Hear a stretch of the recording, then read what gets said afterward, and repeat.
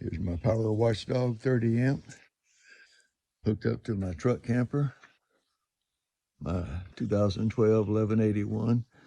And we spent the night in last night while we're redoing the plumbing on our 2022 Beacon 41 LKB, 2018 Ram dually pickup. Needed to haul that big 1181 truck camper and that big Beacon around.